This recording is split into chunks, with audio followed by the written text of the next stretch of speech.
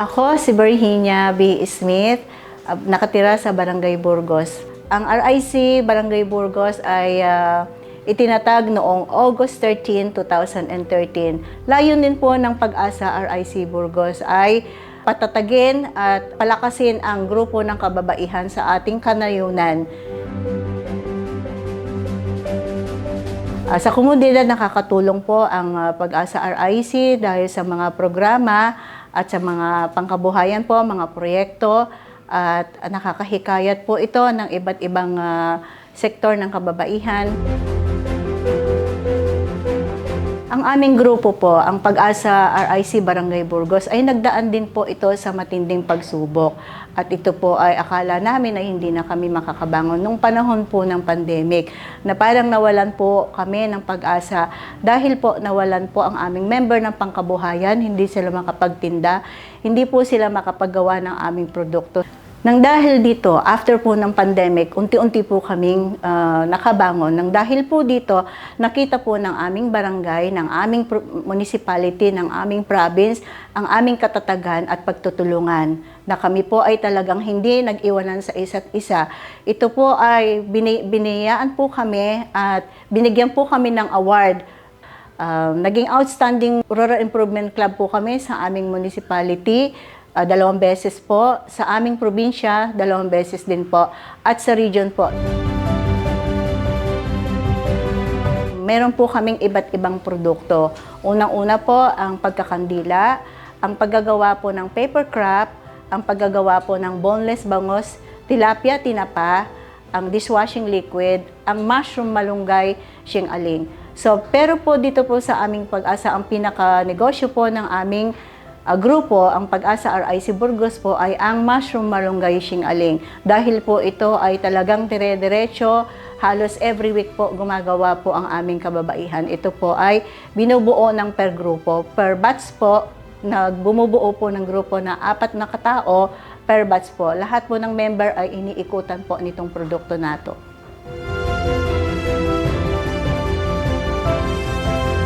Ako po si Mary Christine Sodario. Nag-umpisa po ako sa RIC noong 2017. Kaya po ako sumali sa RIC kasi po na-inspire po ako sa Pangulo namin. Kasi po dati nakikita ko po yung mga ginagawa nila. Kaya na-inspire din po akong sumali po sa RIC. Nakatulong sa akin yung RIC dahil po sa training, aming ginamit din po kasama ng Pangulo namin.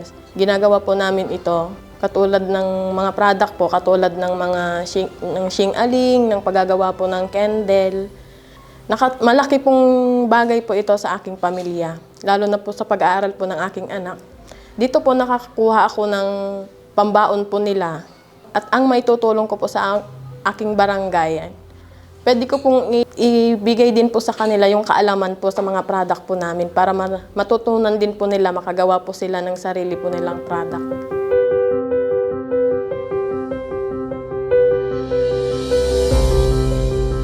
Sa pagbebenta po ng aming produkto ay nangunguna po dito ang online selling po.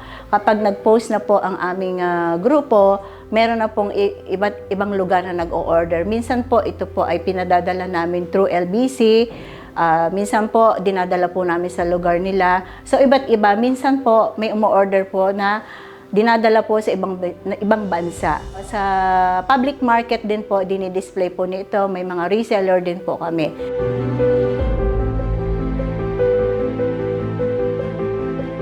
Nakakapag-impluwensya po kami ng iba't ibang kababaihan dito. Nagiging interesado po sila doon sa aming grupo na ano daw ba ang maitutulong ng RIC sa kanilang buhay at sa kanilang pamilya. So, nung sumapi po sila, napatunayan po nito ng member na malaki po pala ang naitutulong ng Pag-asa RIC Burgos sa kanilang sarili at sa kanilang pamilya. Dahil po dito po sila ay natututo ng pangkabuhayan at pagkakakitaan.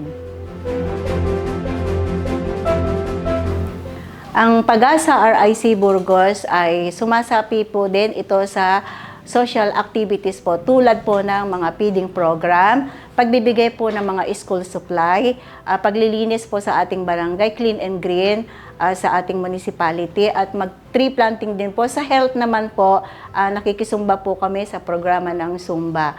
At ang Pag-asa RIC Burgos din po ay isang naging modelo ng aming bayan para makahikayat ng mga RIC sa iba't ibang barangay.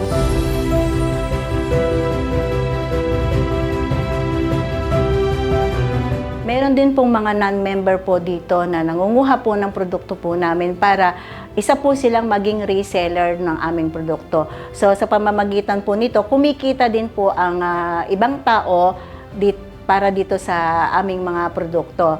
Na idibebenta po nila ito sa iba't ibang lugar. Meron din po kaming display area kung saan po nandoon sa aming municipality at doon din po nagkakaroon po ng reseller ang produkto po namin. Sa aming po mga livelihood program, para po ito po ay masustain, ay nagpapasalamat na kami una pa man sa mga ahensya ng mga gobyerno. Unahin ko na po ang aming barangay na pinondohan po nila ito dahil sa God Fund, sa aming LGU na nagbigay din po ng livelihood po sa amin, sa OPA, sa DA, sa ATI, sa DTI, sa BFAR, sa DOST, NCLSU. Sila po ang mga tumulong para masustain po namin ang aming livelihood program para makatulong po sa aming grupo at sa iba't ibang sangay po ng RIC ng Santo Domingo.